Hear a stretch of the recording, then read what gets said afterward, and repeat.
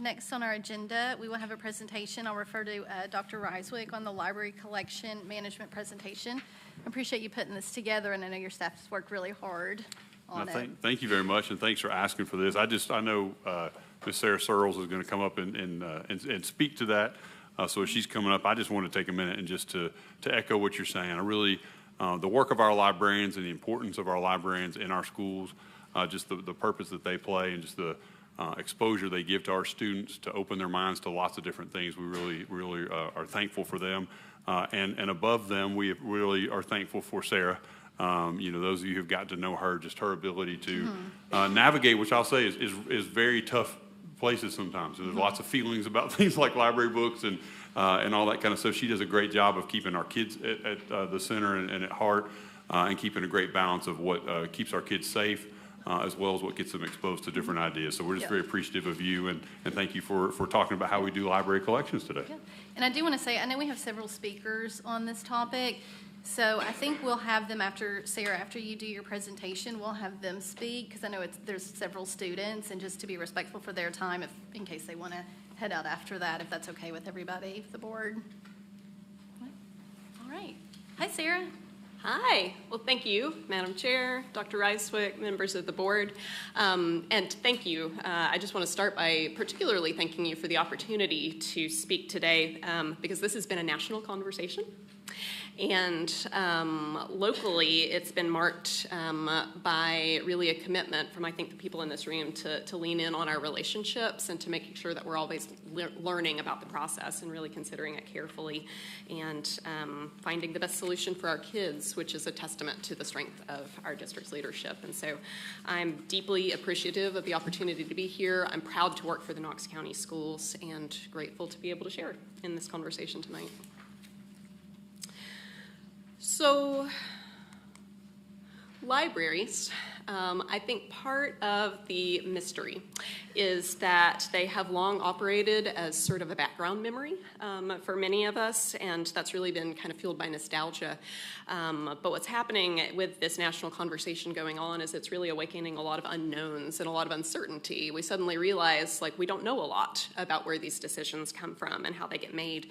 So my goal is to offer you transparency tonight, and by talking about these three things, we want to talk about school libraries' mission and purpose, what it is that we're here for, collection development and management, really just how that works, kind of a peek under the hood at a high level, and some opportunities that we feel like we've got for improvement in our process through the district, especially by increasing engagement from our stakeholders.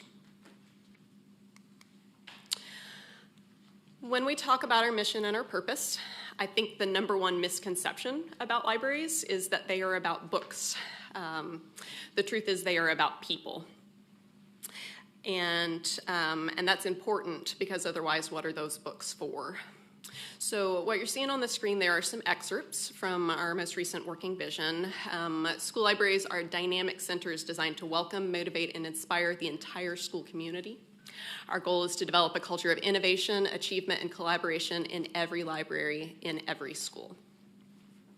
Crucial to understanding school libraries, if we look at those italicized phrases, the entire school community in every library in every school, is that libraries are not only about people, they're about a lot of people, which is a complex system to balance. And so our commitment in that complex system is that at its root, school libraries exist to inform and empower students. We do that through our instructional programming and research and inquiry instruction, our collections of resources in a wide variety of formats, our facilities as gathering places and incubators of ideas. And we are committed through all of that work to creating and maintaining safe and engaging environments where students can think, create, share, and grow. We do that because it's the best work of libraries, and more importantly, we do that because it's right for kids.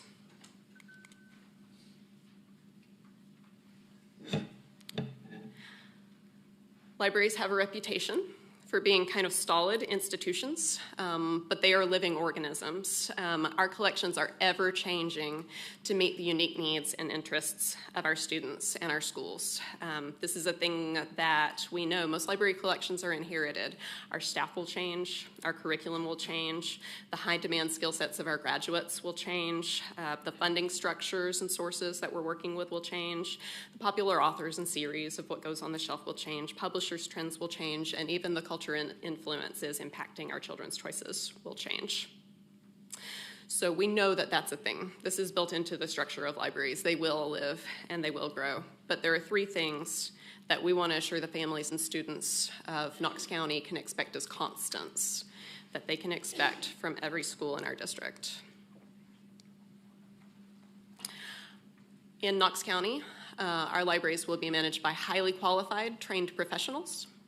Our school collections will be safe, inclusive, age-appropriate, and our collections would be tailored to meet the unique needs of each school community. These are things we believe in. They're things we're committed to upholding as steady values across our broad and complex district.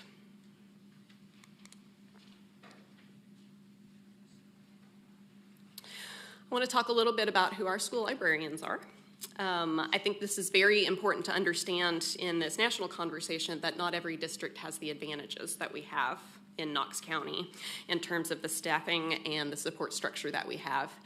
Since we do have these blessings available to us, we are ambitious that we want to create the best quality school libraries possible. So in Knox County, every school library is managed by a trained professional with a teaching license. These are educators. Every one of them has a master's degree or higher. They have extra qualifications beyond what we expect of the entry level for teachers. And they have a content area endorsement on their license in library media. So they have a minimum of 21 graduate coursework hours in the specifics of managing a school library. Their duties include managing the collections for sure, also delivering research and inquiry instruction, and supporting classroom instruction and programming all across their schools.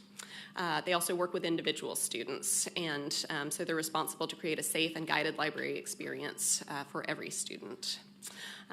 We're very blessed here that our librarians are able to participate in ongoing professional development as well, specific to libraries. That's a unique advantage of Knox County in standards-based instruction and best practices in collection management.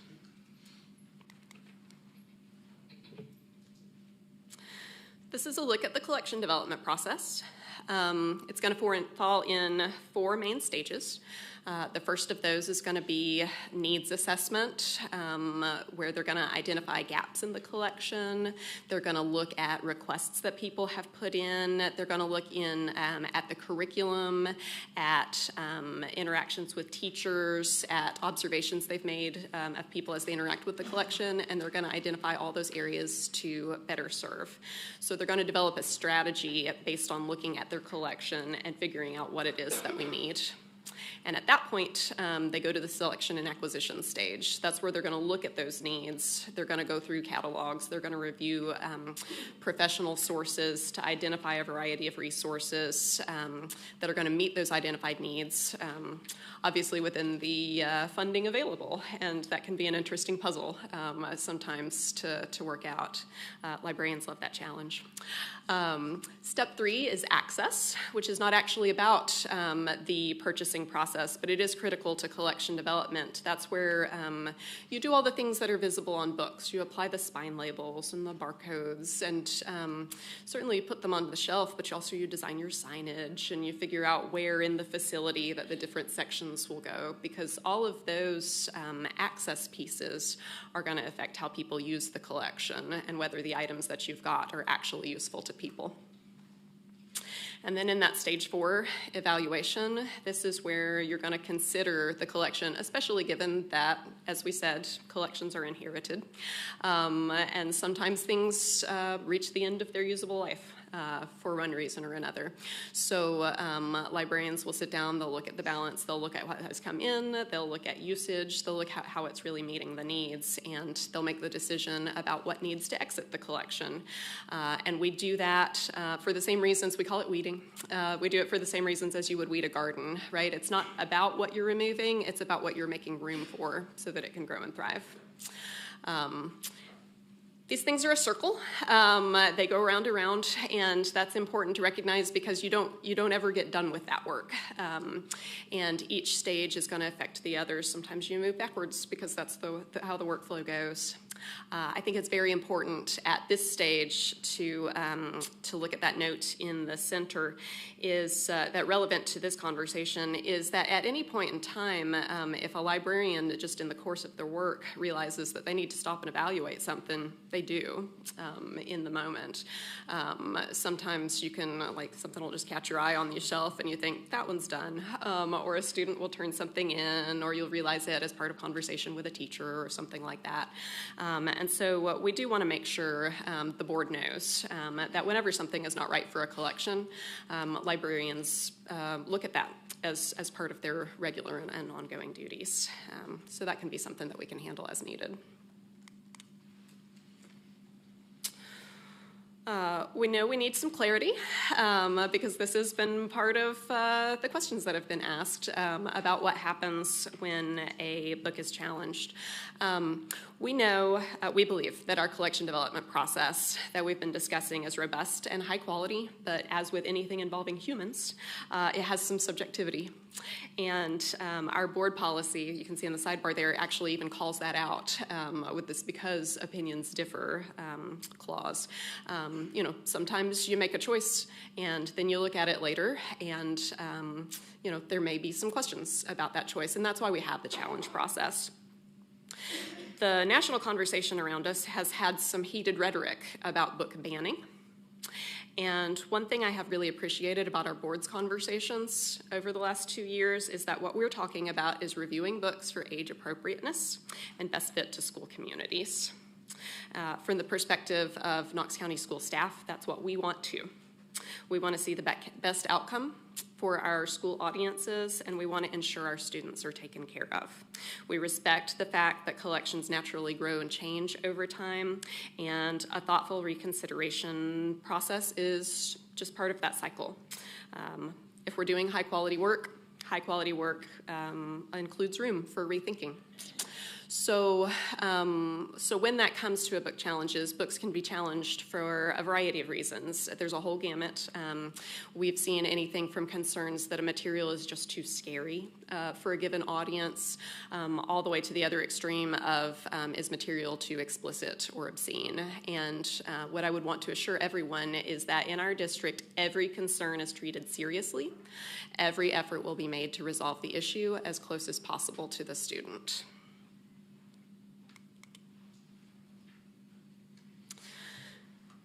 With more specifics about what happens in that challenge, our current process, step one is going to be always to make an effort to resolve concerns individually.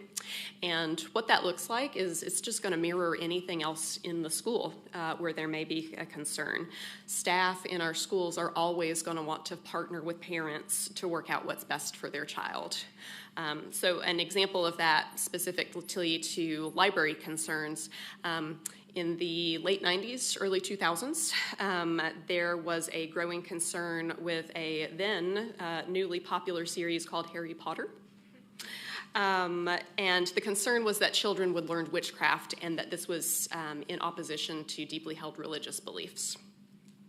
That would have been a case where a librarian would have been, in terms of individual resolutions, a librarian would have been happy to talk to that parent and ensure that that particular child doesn't have access to that particular title and make some offers to guide them to a better choice. If there was ever a case where a parent had this concern and a child said, but I like this, it's part of the librarian's expertise to be able to say, what do you like about it? Because we can find you something else that has those qualities. And that's part of what they do. They want to create safe spaces for our children. When we can't work it out individually in that manner, our I-212 policy and procedure are what govern that process. And kind of the big step two there, it's multiple steps in API 212, but essentially we would form a school level committee to review that material if the concern cannot be resolved individually. That school level committee would make a decision if needed or desired on the point of the person with the concern. That can be elevated in step 3 to a district level committee to review that material again if it's not resolved. The end of that district level committee is to make a recommendation to the board, and the final decision on any instructional material, of course, rests with the board. One thing that has been new in the last couple of years with the Age Appropriate Materials Act is that there's now a process for appealing those decisions to the state if the matter is still not resolved at the district level, and so our policy does inform individuals of their right to do so if needed.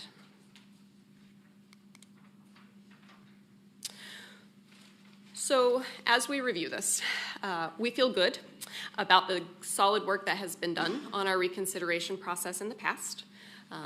That I-212 procedure hasn't actually changed much in revision cycles over the last few years, and we feel that's a pretty good sign about the fairness and the balance that it represents.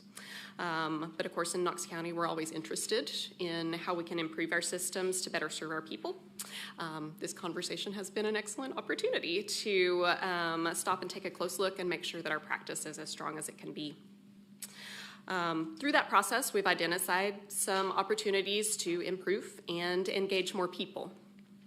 We recognize that we can do more to get those voices at the table, and we want to commit to that growth. So we'll talk a little bit about what we currently like in the process and then what we want to commit to in those improvements. So what we like about that current review process that we've just talked about is that it allows decisions to be made at the point that's closest to our students. We believe that's really important. That thing number one is knowing our kids, and that decisions need to be made right there where our knowledge is. We also like that it's narrowly tailored to specific concerns. We can zoom in on exactly which materials are causing discomfort and treat those at a granular level. It's also responsive to the distinct needs of our individual school communities by starting at that building level, because we recognize that different parts of our community may have different needs and different pressures and influences that are impacting how a collection needs to look for each of those buildings. Where we want to improve, it is clear that Knox County Schools families want to be included in this work. And we love that because inclusion is one of those values that on an earlier slide we just committed to holding constant for you. We want our families involved, and we know that the work will always be stronger when we have multiple perspectives in the table. We also recognize that this complex work is a big lift for each building's individual librarian. So by harnessing the network power available in KCS, again, one of the unique advantages that we have as a large district, we believe we can take better care of our staff and keep their time and energy where it belongs, which is taking care of our kids. So how to do that? We'd like to launch 2 new elements to add to our collection development and management process. We're looking at the formation of school library councils and sensitive title review committees. We believe these 2 elements will strengthen our processes now and also for the long run, because we want to make sure all the people we support now and in the future are taken care of.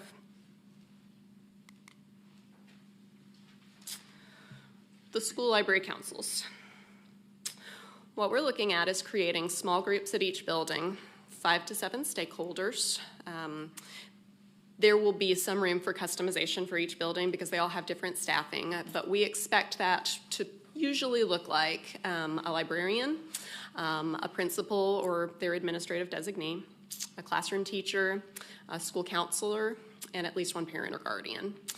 We think there's room, given a school's needs, to maybe double up on some of those roles and just make sure that this looks like how the school needs it to be. But what this group will be engaged in is really thinking about those processes in that collection development management cycle, identifying library needs, collaborating on what those new titles should be as they're added, collaborating on what that removal looks like as they get to the evaluation stage, and especially on deciding on recommendations from the sensitive title review committees, which we'll talk about in just a second.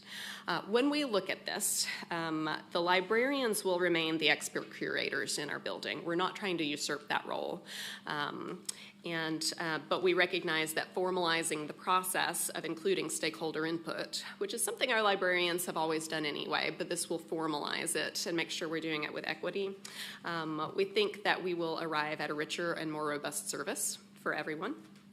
And this engagement at these different points is going to allow us a couple of different places to get more perspectives, especially on some strategy for aligning funding to needs. Since that is always tricky.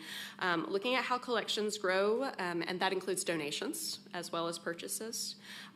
Making room, sometimes physical room in the facility. A lot of schools are interested in renovation in their libraries as a community space.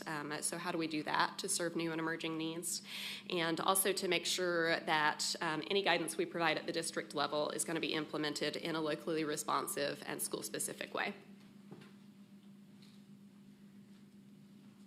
So that district level guidance is where the sensitive title review committee comes in.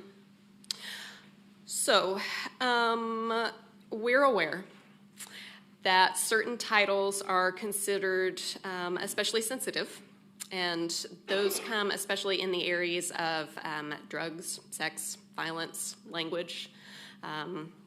These are things that are known in the field, and those titles require complex decision making in a library collection. So what we want to do is form a committee structure that will support that complex decision making. What we're looking at is 3 committees. These will be composed as librarians, as expert curators. There will be a group of 5 at each grade level, so 1 from each region at elementary, middle, and high. So 15 people. And these folks will be responsible for a proactive process of reading and evaluating titles that may be sensitive in their content on a schedule that would be established and facilitated by my staff as a district level support. What these folks will do through their work reading and evaluating these titles is they'll be responsible to make a recommendation that will then pass down to the school library councils. They'll make a recommendation about how a sensitive title would be handled, but that's at the district level. We hope that this will take the work, but the decision then will push down to the building level through these school library councils.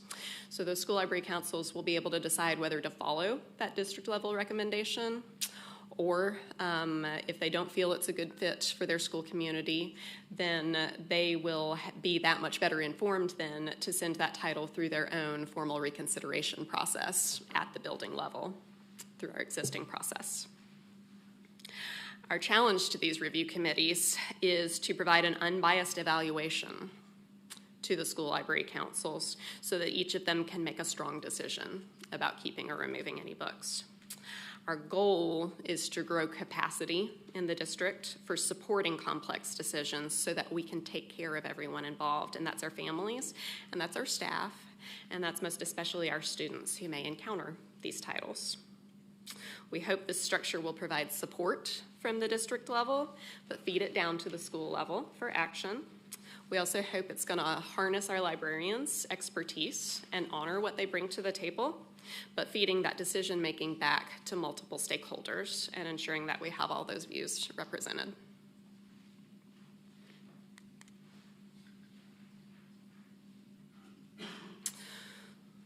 What we hope for is that by adding these 2 committee structures to our full cycle of how collections are developed and managed in Knox County, is we see this as beneficial because it's a proactive approach. Our existing processes, while we believe they've been robust, they've been reactive. They've waited for a concern to come in. This gives us a chance to really increase the amount of weight that we're putting on that evaluation process and make sure that we have good thinking in on the front end. We like that it shifts some of the workload and the decision-making from individuals toward groups. We know that one of the truths of working in public education is that our staff is overstretched. We hope this will be a valuable support to them and help them feel supported. And it helps by adding more perspectives to that development and review processes, which we believe is critical for partnering effectively with our families, which we know is the place where we want to grow. We believe we can do all of this while remaining responsive to each unique school community and ensuring that each building gets what it needs.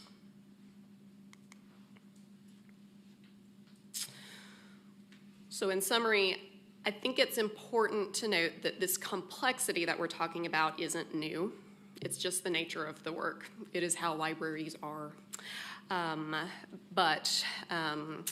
It is an excellent opportunity for us to take a close look at it and see how we can improve in that area. Because of that complexity, there will be times where we need to remove titles from a collection. There will also be times where we receive complaints or concerns, and those titles will not exit the collection. If we've done our job right with an unbiased review process, we believe we will catch each of those cases. And regardless of the outcome, we will always take those concerns seriously, review them appropriately to the best of our ability, because we're committed to creating those safe and engaging environments for all students, and title review is a valued part of that process. We want to make sure that every member of our school community is treated with the attention and the dignity that they deserve. So we are excited for this opportunity moving forward to involve more voices and perspectives and be more proactive in that work. Our immediate next steps, so that you can know what to expect. We are starting this spring. We're going to be doing the planning for those school library councils. We want to make sure that we have put, to the best of our ability, some protocols and things together so that we can support schools as they form those. We're also going to be piloting the sensitive title review committee process. These are 3 books that we're looking at for the 3 grade levels to test the process. These are just titles that we're aware of whose content is considered sensitive, and they're all considered sensitive for different reasons. So we hope this is going to give us a good sample view on how the sensitive title review process will work in a variety of cases as we see how that work may take shape. Over the summer, our professional development for librarians will be focused on collection evaluation and weeding. And as we start next year, we'll look at actually forming those councils, fully launching the sensitive title review, and of course, continued professional development as those needs emerge. What questions might you have?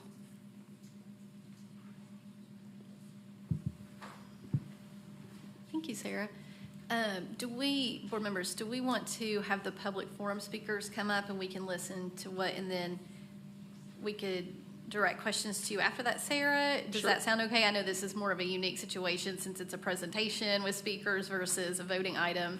Does that sound okay with you, board members? How do we want to do, because I do have some specific questions just for her about this process. But I don't know if we're talking after. Yeah. So I was thinking that the public forum speakers could come up and speak so we could hear them. And then we could have our discussion, and Sarah will still be here, and we can direct questions to the process and everything. So we will have a discussion for sure. Yes.